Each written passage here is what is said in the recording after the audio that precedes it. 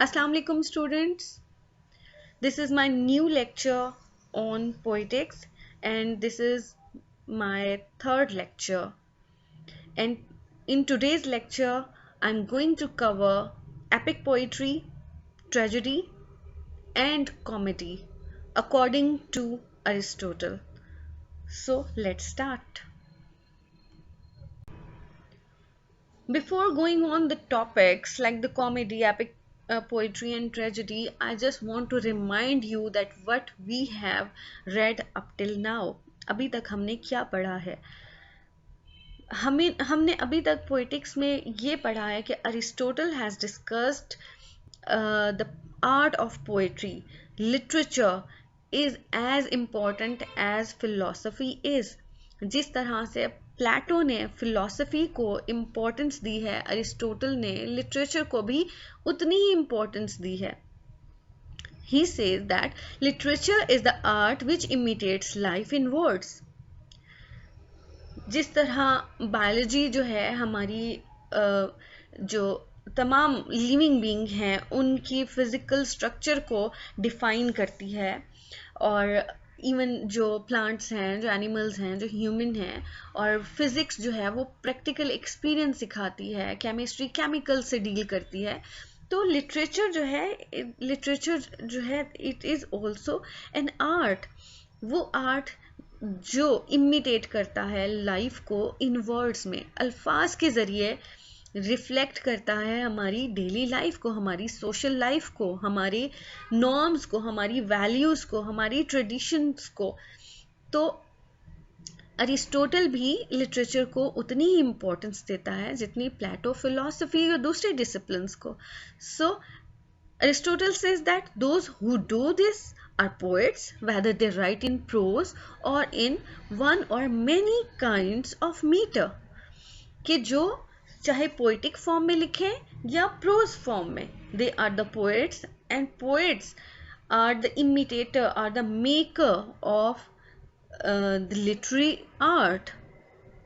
ठीक है, जो पोएट हैं वही इस आर्ट को रिफ्लेक्ट करते हैं और वही इस आर्ट को मेंटेन करते हैं, लिटरेचर को बनाए रखते हैं, इमिटेट करते हैं न्यू आइडियाज़ के साथ.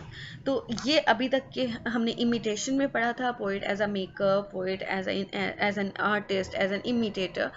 तो इसमें अभी तक का ये कॉन्सेप्ट है हमारा. In this slide, I am going to discuss a very important part of poetics, that poetry is divided into two kinds. That poetry broke into two types. Poetry is the word that represent literature as well. Aristotle literature की बात करता है poetry को title बना के. वो literature को defend कर रहा है in the form of poetry, क्योंकि उस टाइम सिर्फ पोइट्री लिखी जाती थी. तो उसने कहा है कि poetry that is of two types, दो तरह की है. The first one is hymn and panegyric. Hymn क्या होता है, यहाँ पे मैं मीनिंग लिखे हुए मैंने साथ आप लोगों की ईज के लिए, कि hymn mean the noble action और the noble personage, and panegyric means the public speech or the published text. And the second type is meaner or meaner sort, like the action of ignoble. Ignoble means the not honorable in character or purpose. तो poetry के ऊपर जो प्लेटो का criticism था वो इसी वजह से था कि पोइट्री जो है वो मिसगाइड करती है, मिसलीड करती है, जिसको हम बहुत डिटेल से डिस्कस कर चुके हैं अभी, कि वो यूथ को डिस्ट्रैक्ट करती है. तो उसकी रीज़न सबसे बड़ी ये सेकंड टाइप थी, that poetry is of meaner sort, कि बहुत ही चीप एक है, डिस्ट्रैक्ट करती है, और द एक्शंस ऑफ इग्नोबल, कि इग्नोरेंट है, that is not honourable in character और पर्पस. और जो बेसिक एजेंडा था जिसकी वजह से वो इस तरह से है, that is of invectives. Invectives means the insulting and abusive and highly critical language. कि बहुत इंसल्टिंग वे में, बहुत एब्यूसिव वे में आप एक पोइट्री करते हो जो कि उसके वर्ड्स जो हैं वो यूथ को मिसगाइड करते हैं, मिसलीड करते हैं, और उसकी लैंग्वेज जो है that is also highly critical language. तो इस वजह से पोइट्री को क्रिटिसिज्म का सामना करना पड़ा है। ठीक है, सो पोइट्री की यहाँ पे दो टाइप्स हमने डिस्कस की हैं। द फर्स्ट इज हिम्न एंड पैनाजाइरिक, जो कि नोबल है, पब्लिश्ड टेक्स्ट है, नोबल एक्शंस पे बेस्ड करती है, और दूसरा इग्नोबल एक्शंस पे बेस्ड कर रही है, दैट इज इन्वेक्टिव्स। ठीक है, और जो फर्स्ट टाइप है hymn and panegyric, that is the imitation in tragedy. Tragedy जो है वो एक बहुत ही सीरियस कॉज है, सीरियस एक्शन है, जिसको हम हिम्न, जिसको पैनाजाइरिक कह सकते हैं, एंड इमिटेशन ऑफ ट्रेजेडी जो है that is the imitation of an action that is serious in purpose. जो मैंने नीचे इसको डिफाइन किया है, तो ये जिस कैटेगरी में आता है वो हिम्न एंड पैनाजाइरिक की कैटेगरी में आता है। और जो सेकेंड टाइप है that is the imitation in comedy. Comedy क्या है इसको हम थोड़ा डिटेल से आगे भी पढ़ेंगे, but imitation is simply defined as an imitation of the man worse than average and the ridiculous. जो वो लोग जो बहुत ही एवरेज लोगों से भी बहुत लो होते हैं और बहुत मज़ाहिया होते हैं, बहुत फ़नी होते हैं। Funny in a sense, ridiculous in a sense that highly critical language, आप तमीज़ के दायरे से बाहर निकल जाते हो। ठीक है, आप एक इंसल्टिव और एब्यूसिव लैंग्वेज यूज़ करते हो, and in comedy is based on the actions of ignoble. ठीक है, एक एक्शन है that is serious, that is noble, and the speeches are noble, but उसके कंट्रास्ट में कॉमेडी में इग्नोबल है। ठीक है, the action are based on ignoble and the meaner sort of actions are imitated in comedy. तो इसको आप detail से दोबारा से देखिएगा कि एक इमिटेशन इन ट्रेजेडी है और एक इमिटेशन इन कॉमेडी है। These are the two types. In the first type you will analyze the noble acts, and in comedy you will analyze the ignoble acts. In this slide I'm going to discuss comedy. Aristotle has discussed comedy in Poetics in chapter number 5. In the first paragraph he says, comedy it is, as has been observed, an imitation of men worse than the average. Worse, however, not as regards any and every sort of fault, but only as regards one particular kind, the ridiculous. Aristotle ने chapter number 5 में comedy की definition दी है, and according to him it is an imitation of man worse than the average. पहले इस line को समझ लेते हैं। इमिटेशन का कॉन्सेप्ट मैंने आपका पिछली स्लाइड्स में और पिछले लेक्चर्स में इसको डिटेल से डिस्कस किया है, that imitation is the copy, is the reflection, ठीक है, with some creativity according to Aristotle. Aristotle ने इसको सिंपल रिफ्लेक्शन, सिंपल कॉपी नहीं कहा, बट विद सम क्रिएटिविटी। ठीक है, so the imitation of man worse than the average. इसका क्या मतलब है वर्स देन द एवरेज? कौन एवरेज? दैट वी पीपल, हम एवरेज पीपल है ना, हम एक नॉर्मल ह्यूमन बींग्स हैं। ठीक है, और एवरेज में हम इस तरह से आते हैं that we have some respect, we have some honour. लेकिन जो लोग कॉमेडी प्ले करते हैं, आपने देखा होगा कि उनकी रिस्पेक्ट, उनका ऑनर नहीं मैटर करता। जब आप किसी को हंसाते हैं तो आपका फ्रैंकनेस लेवल बहुत ज़्यादा होता है। आप इस चीज़ को नहीं देखते कि आप किस पर्सन के ऊपर बात कर रहे हैं, वो आपसे सीनियर है, वो एज में कितना बड़ा है, उसका स्टेटस क्या है।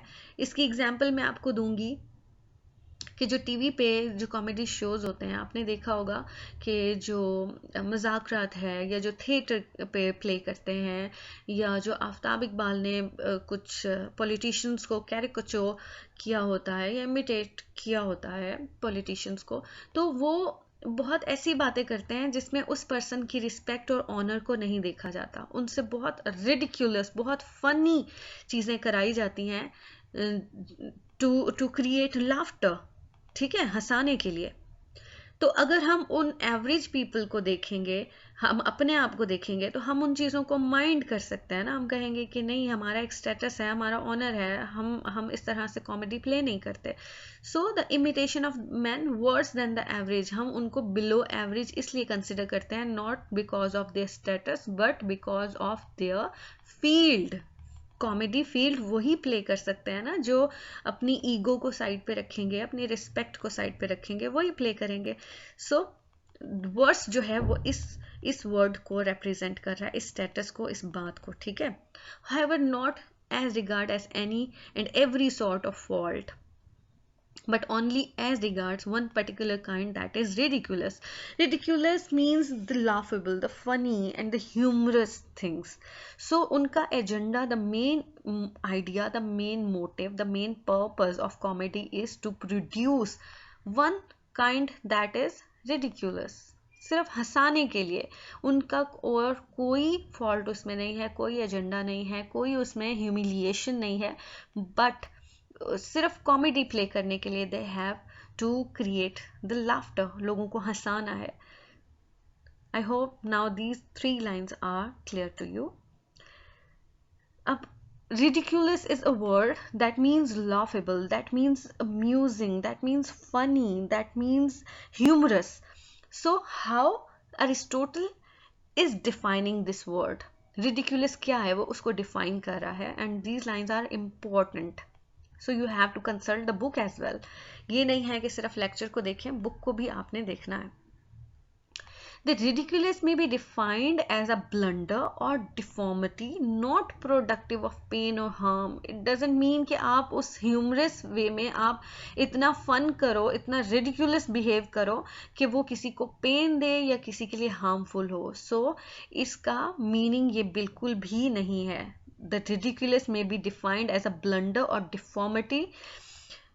डिफॉर्मिटी मीन्स किसी को डिफॉर्म करना, तो वो कह रहा है कि इसका बिल्कुल ये मीनिंग नहीं है टू प्रोड्यूस पेन और harm to others, but a mask, यानी कि आपने उस खौल चढ़ाया। आपने जिस तरह से जोकर्स आपने देखे होंगे, वो मुंह के ऊपर कितना मेकअप करते हैं और स्माइली फेस बनाते हैं, कैप पहनते हैं और कपड़े जो हैं वो थोड़े इस तरह से पहनते हैं कि लोग उनको देख के फन करें, उनको देख के खुश हों, अपना दुख भूल जाएं।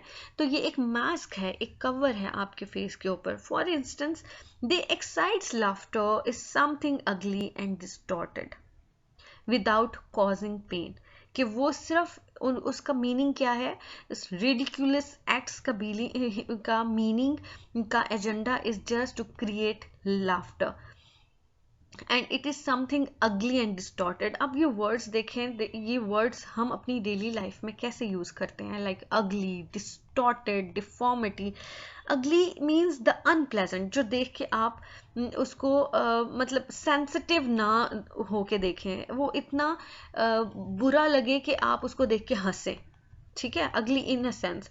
Distorted means the false impression, जिस तरह से पॉलिटिशियन को इमिटेट किया जाता है, उसके किसी और पर्सन को उस तरह का मेकअप, उस तरह का गेटअप करके वो चीज़ बनाया जाता है, तो वो डिस्टॉर्टेड फॉर्म है ना, करिकेचर फॉर्म है, डीफॉर्म कर देना उसको, उसकी अपनी पर्सनालिटी हाइड हो जाती है, वो मास्क एक पहन लेता है और वो पर्सन बन जाता है और वो उस तरह से लोगों को हंसाता है, कुछ इस तरह से रिडिक्यूलस बिहेव करके जिस पे आप हंसते हैं। लाइक पुलिस की नकल जो लोग उतारते हैं बहुत फ़नी वे में और बहुत हम हंस रहे होते हैं, क्योंकि पुलिस एक बहुत ही नोबल प्रोफेशन है और उन लोगों से इस तरह से वो लोग बिहेव नहीं करते, इतना फ़न क्रिएट नहीं करते, तो उनको फ़नी अंदाज में पेश किया जाता है और उनके ऊपर डिफरेंट बातें इस तरह से जो एक्ट्स होते हैं वो करके तो लोगों को हंसाया जाता है। तो this is what comedy is. Let's see what epic poetry is and what tragedy, that how tragedy is different from epic poetry and what are the similarities between the epic poetry and tragedy. This is in chapter number 5 and page number 14 of text, and all this is the text of page number 14. You can find the text on this page. So epic, what is epic poetry? It is the imitation of the serious subject in a grand kind of verse. Tragedy और epic poetry. Epic poetry क्या है? The imitation of serious subject in a grand kind of verse. यही इसमें similarity भी है और यहाँ पे difference क्या है? The grand kind of verse. Tragedy जो है वो verse form में नहीं होगी, ठीक है, poetic form में नहीं होगी, वो narrative form में होगी, ठीक है. Epic poetry जो है वो verse form में होगी and this is the first difference. But both the epic poetry and the tragedy is the imitation of the serious subject. ठीक है. The first difference is in that it is one kind of verse and in narrative form. जो पहले मैंने आपको बताया कि इनका फर्क जो है, the first difference is the first epic poetry is in verse form, poetic form में होती है, और tragedy is in narrative form. And the second difference is in its length, which is due to its action having no fixed limit of time. किसकी बात कर रहा है? Epic poetry की, कि उसका जो action है that is having no fixed limit of time, उसको आप जितना increase करते जाओ उसकी कोई limit नहीं है. While tragedy endeavors to keep as far as possible within a single circuit of the sun or something near that. Tragedy is based on the single action, single deformity, single action. वो वाला action जो एक flaw होगा, ठीक है, एक action होगा. Tragedy जो है वो एक एक्शन पे बेस्ड करेगी, लेकिन एपिक में आप बहुत सारे एक्शंस, बहुत सारे कैरेक्टर्स डाल सकते हैं और उसकी लेंथ भी इंक्रीज कर सकते हैं. ट्रेजेडी की लेंथ इंक्रीज नहीं होगी, उसकी एक प्रॉपर फ्रेम है, प्रॉपर स्ट्रक्चर है जिसको अरिस्टोटल ने डिस्कस किया है और हम उसके कॉन्स्टिट्यूएंट से उसको डिस्कस करेंगे. बट एपिक में वो सारे कॉन्स्टिट्यूएंट्स नहीं हैं, कुछ हैं कुछ नहीं हैं. और this is the third difference, that in their constituents some being common to both and other peculiar to tragedy. कुछ सिर्फ जो कॉन्स्टिट्यूएंट्स हैं वो सिर्फ ट्रेजेडी में हैं और जो एपिक में है वो कुछ कॉन्स्टिट्यूएंट्स पाए जाते हैं और कुछ नहीं हैं. तो इसलिए हम उनको डिटेल में पढ़ेंगे.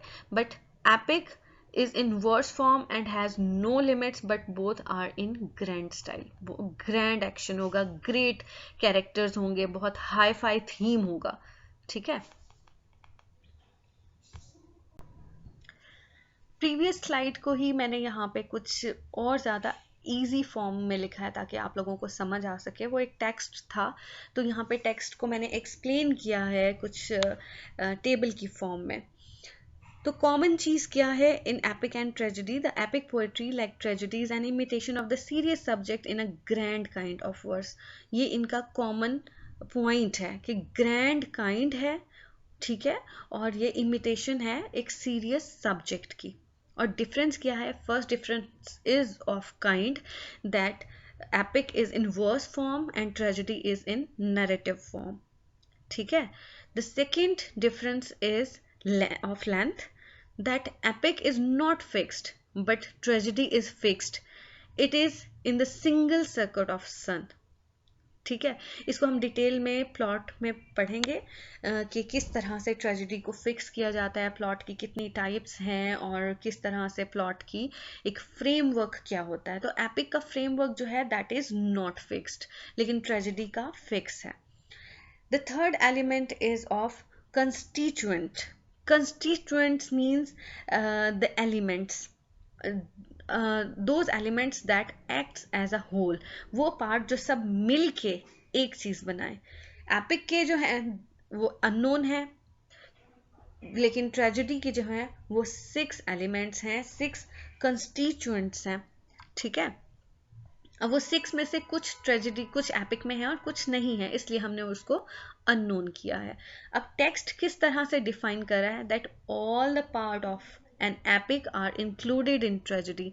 ग्रैंड है, सीरियस है, वो तमाम एपिक में क्वालिटीज हैं जो एक ट्रेजेडी में हैं, but those of tragedy are not all of them to be found in the epic. लेकिन जो constituents हैं tragedy के वो epic में सब नहीं होते. फॉर एग्जाम्पल लेंथ को देख लें. अब उसकी लेंथ फिक्स्ड है और उसकी फिक्स नहीं है, इसलिए ट्रेजिडी का जो एलिमेंट है वो एपिक में नहीं है, लेकिन एपिक का जो एलिमेंट है वो ट्रेजिडी में यहाँ पे मौजूद है. जो डिफरेंस है लाइक वर्स में है, फिक्स्ड है, और जो बाकी इसका वर्स फॉर्म में है और वो नैरेटिव फॉर्म है, ये डिफरेंस तो रहेगा. बट एक फ्रेमवर्क की जो बात है, दैट ग्रैंड स्टाइल है, ग्रैंड एक्शन है, नोबल है, सीरियस है, वो सारा कुछ ट्रेजिडी में you can find it. I hope now the difference of epic poetry and tragedy is clear to you. Let's study about the chapter number 6. और chapter number 6 को पहले मैंने इसकी importance के लिए ये slide बनाई है, because this chapter number 6 is the core of the poetics, and in his famous definition of tragedy, Aristotle resumes what has been said and already and devotes almost all the following chapters to explaining it further.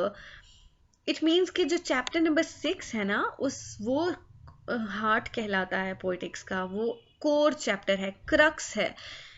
इस तरह से कि अभी तक जितना आपने कुछ पढ़ा है before chapter number 6, वो सब इसका कॉन्टेक्स्ट था. ट्रेजिडी को समझाने के लिए आपको कॉमेडी बताना थी, एपिक पोइट्री बताना थी, पोइटिक्स का जो लिटरेचर है, जो आर्ट है, जो पोइट्री है, उसके बैकग्राउंड सारा पहले 5 चैप्टर्स में सेट कर दिया गया है. चैप्टर 6 से जो असल एक टॉपिक है ट्रेजिडी का, अरिस्टोटल उसको डिफाइन करना स्टार्ट करेगा. इसलिए ये लाइंस अरिस्टोटल ने ही लिखी हैं, that in his famous definition of tragedy, tragedy की डेफिनेशन चैप्टर नंबर 6 में डिस्कस हुई है. And Aristotle resumes what has been said and already, जो कुछ अभी तक कहा गया है और जो नेक्स्ट आने वाले चैप्टर हैं वो सब चैप्टर नंबर 6 को एक्सप्लेन करेंगे, मीन्स ट्रेजिडी को एक्सप्लेन करेंगे, क्योंकि ट्रेजिडी की डेफिनेशन चैप्टर नंबर 6 में है. सो फॉर मी, अगर मुझसे मैं डिफाइन करूँ चैप्टर नंबर 6 को, then I must say that it is the heart of poetics that pumps blood into the whole body. जिस तरह दिल पूरे जिस्म में खून की गर्दिश का सबब बनता है, इसी तरह चैप्टर नंबर 6 जो है वो इस पोइटिक्स का हार्ट है. Let's see the definition of tragedy. और इसके अलावा भी 1-2 और स्लाइड्स में मैं इस डेफिनेशन को एक्सप्लेन करूंगी.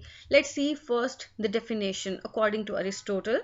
Tragedy is the imitation of an action that is serious, has magnitude and is complete in itself, in language with pleasurable accessories, each kind brought in separately in the various parts of the works, in a dramatic, not in a narrative form, with incidents arousing pity and fear, wherewith to accomplish its catharsis of such emotions.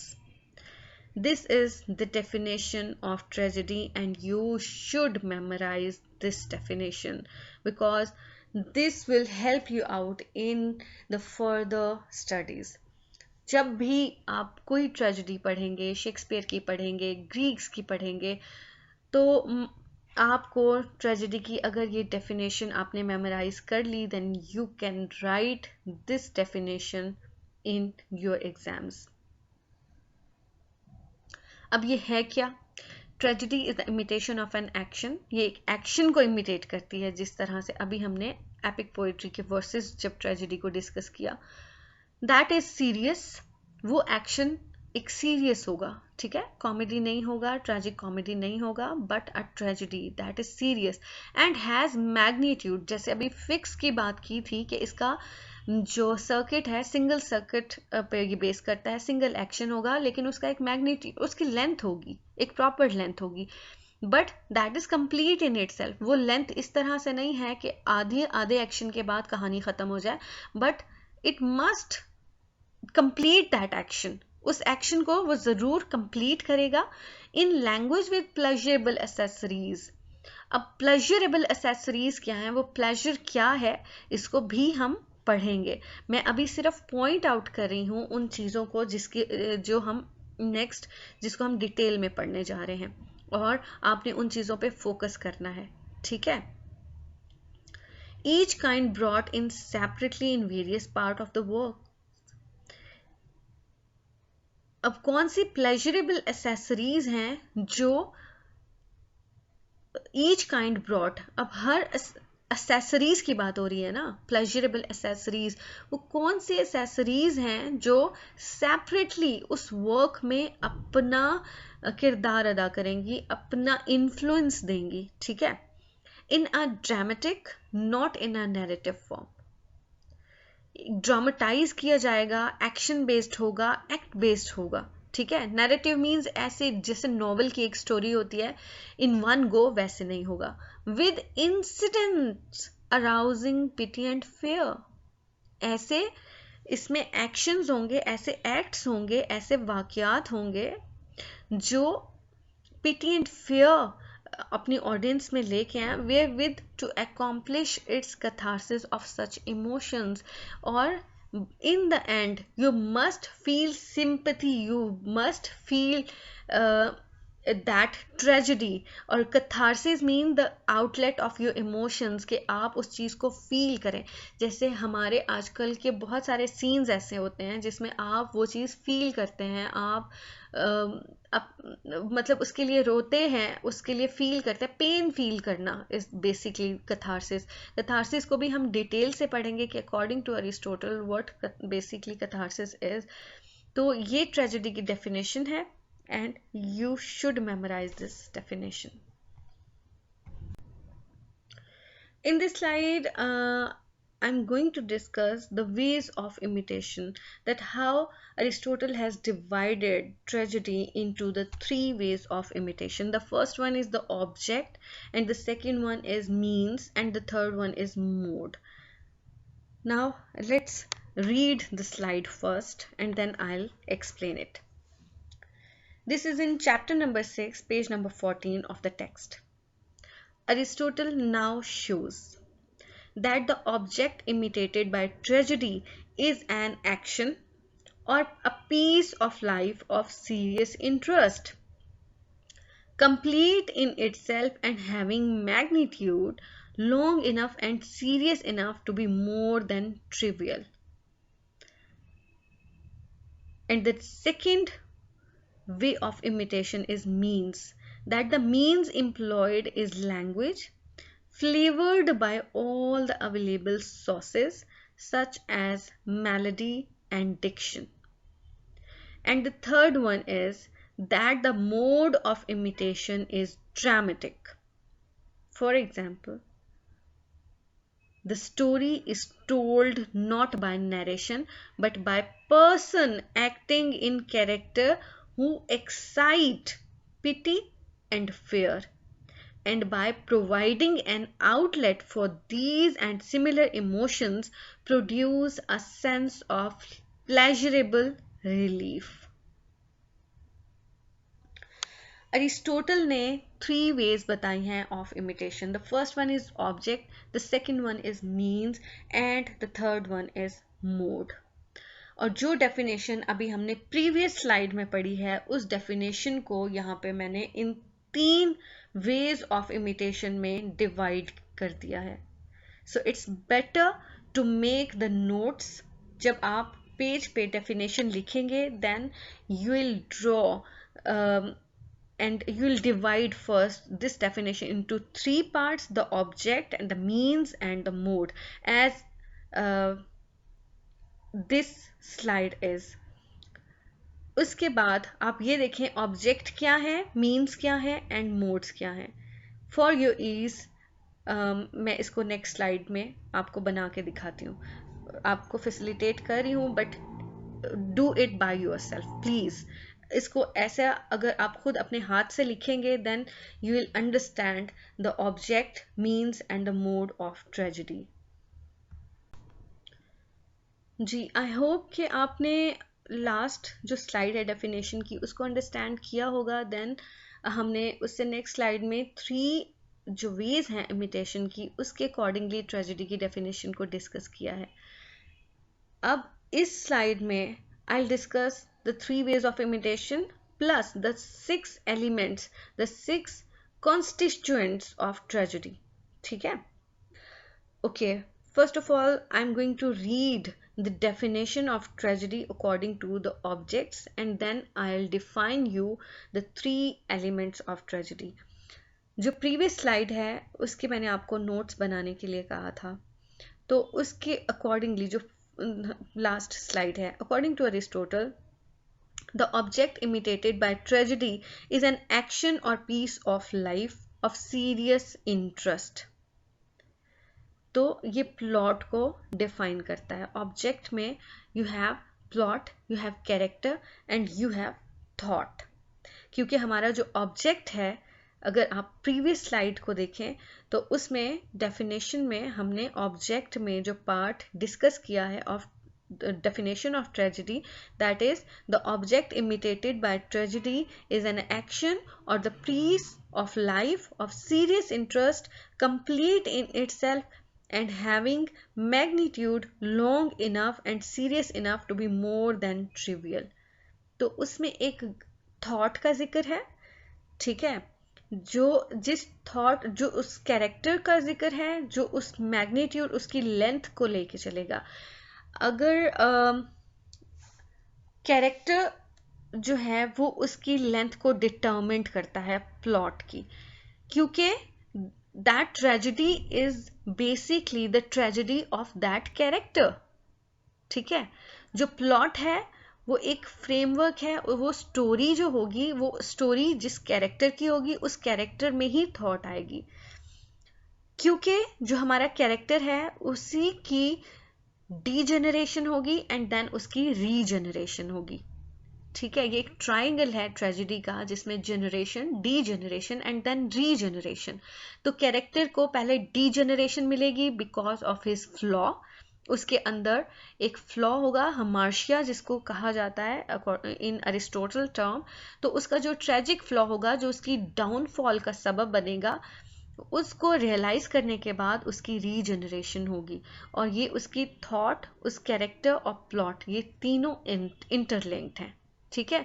The next one is the means. So अब definition को read out करी हूं. That the means employed is the language flavored by all available sources such as melody and diction. ये means हैं. Through these means like diction and melody, वो plot, character और उसकी thought reveal होगी, present होगी. ठीक है. And the last one is mode, and the mode of imitation is dramatic. For example, the story is told by the narration but by person acting in character who excites pity and fear, and by providing an outlet for these and similar emotions produce a sense of pleasurable relief. तो जो हमारा mode है यहाँ पे वो spectacle है. Spectacles means the display, the show, the performance, जिसमें आप ऑडियंस को इंक्लूड करें, जिसमें आपकी स्टेज परफॉर्मेंस, आपके जो ड्रेसेस हैं, आपकी परफॉर्मेंस, आपकी एक्टिंग जो है वो इंक्लूड है. तो ये 6 एलिमेंट्स हैं. हम इन 6 एलिमेंट्स को वन बाय वन डिटेल में पढ़ेंगे और you have to memorize the 3 ways of imitation, that is objects, means and modes. आप लोगों की ईज के लिए अगेन मैं उसी चीज को एक डायग्राम की सूरत में बनाने की कोशिश करी थी. In chapter number 6 page number 15 and 16, the elements, the constituents of tragedy are discussed on page number 15 and 16, right? So of these 3 are the objects imitated. जैसे कि लास्ट स्लाइड में मैंने बताया कि 3 जो हैं वो ऑब्जेक्ट्स हैं, like the plot, character and thought. So a plot or a piece of life that is based on the human actions or experience, तो ये हमारा plot होगा. And the character of the person I like the moral qualities, उसकी morality में एक flaw होगा और वो कोई बहुत बड़ा flaw नहीं होगा, एक universal trait है, human nature है जिसके वजह से उसका डाउनफॉल होगा। And the thought which they express like the intellectual qualities, कि वो कैरेक्टर जो होगा वो बहुत हाई एस्टीम्ड पर्सन होगा, बहुत हाई फाई पर्सन होगा। और जब हाई फाई पर्सन एक छोटी सी मिस्टेक की वजह से उसका डाउनफॉल होता है, तो फिर जो स्पेक्टेकल्स हैं, जो ऑडियंस है, और जो उसकी डिक्शन है, मेलोडी है, वो सब आपको एक sense of pity and fear develop करेगी आप में। So two of the elements, diction and melody, are the means of imitation, and the six one is spectacle, who is the mode which is the mode of imitation by which the story is presented on the stage before an audience. सो इसको भी आप दोबारा से देखें आप, क्योंकि ये चीज़ें शायद आपके लिए बहुत नई हों और आप इसको इस तरह से मेमोराइज कर सकेंगे। Now again the definition of tragedy with some of the elements, some of the constituents, like the tragedy is the imitation of an action that is serious and it is the plot. ठीक है, plot की definition है that it is the imitation of an action, a serious action, वो plot है, and has magnitude, is complete in itself, and it is the length, किस तरह की length होनी चाहिए। ये सब अरिस्टोटल ने कुछ एस्पेक्ट्स निकाले हैं और वो इन एस्पेक्ट को वन बाय वन डिटेल में डिस्कस करेगा और हम इसको पढ़ेंगे। In language with pleasurable accessories, that is the diction, ठीक है, each kind brought in separately in various part of the work, that is melody, and in a dramatic, not in a narrative form, this is the character, with incidents arousing pity and fear, this is the thought, wherewith to accomplish its catharsis of such emotions, and this is spectacle. Here I feel it important to discuss the concept of Plato regarding tragedy. Aristotle का क्या concept है about tragedy and Plato का क्या concept है? Because in the start of Poetics I have told you that Plato is not in favor of literature. ठीक है, उसका reason क्या है, तो हम उसका पॉइंट ऑफ व्यू देखते हैं ट्रेजेडी में। This is the second paragraph of page number 15. Plato, who was more emotional than Aristotle, held that the effect of art on human nature might be a dangerous incontinence of emotion through the deliberate cultivation of violent feelings which out in the interest of public morality to be discouraged. उसने एक argument दिया है यहाँ पे, क्योंकि उसके ख्याल में जो लिटरेचर है वो ह्यूमन बॉडी को, ह्यूमन माइंड को, ह्यूमन फीलिंग्स को वो डिस्ट्रॉय कर सकता है, इन अ सेंस कि उसका अफेक्ट बुरा पड़ सकता है। किस तरह से? Plato who was more emotional than Aristotle, वो उससे ज़्यादा सेंसिटिव था, उसके ख्याल में the effect of art on human nature might be dangerous, बहुत ख़तरनाक हो सकता है। Incontinence of emotion, incontinence means that if someone is unable to control his body's function, अपनी जिस्म के किसी भी फंक्शन को जो कंट्रोल ना कर सके, incontinence of emotion, जो इमोशंस को कंट्रोल ना कर सके, through the deliberate cultivation of violent feeling. A deliberate means the conscious है ना, आप अपनी willingly आप इस चीज़ को पढ़ रहे हैं, इस चीज़ को, इसका अफेक्ट जो है वो ले रहे हैं लिटरेचर का। कल्टिवेट मीन्स कि वो उसमें प्रिपेयर करता है अपने आप के इमोशंस को, आप विलिंगली अपने आप को उस लिटरेचर के हवाले करते हैं जो आपके अंदर उस इमोशंस को बहुत पीक पे ले जाता है। The cultivation of violent feelings, जो बहुत ज़्यादा हाई फीलिंग्स हैं, इमोशंस हैं, विच out in the interest of public morality to be discouraged, जो public morality को discourage कर सकते हैं, उसको ख़राब कर सकते हैं, उस पर negative effect डाल सकते हैं, तो इसलिए वो literature को discourage करता था, literature को devalue करता था कि इसका फ़ायदा नहीं है, कि आप एक फैंटेसी वर्ल्ड में चले जाते हैं, आप अपने इमेजिनेशंस में चले जाते हैं, जो आपकी पर्सनालिटी को, आपके माइंड को, आपकी फीलिंग्स को, आपकी बॉडी को इन्फ्लुएंस करते हैं, उस पर बैड इम्पैक्ट डालते हैं। ठीक है, that at least is one of Plato's view on art. तो ये एक जस्टिफिकेशन है प्लेटो की और उसका व्यू है about art. And Aristotle realising the risk of inhibition replies that this affect is not only pleasurable but also beneficial.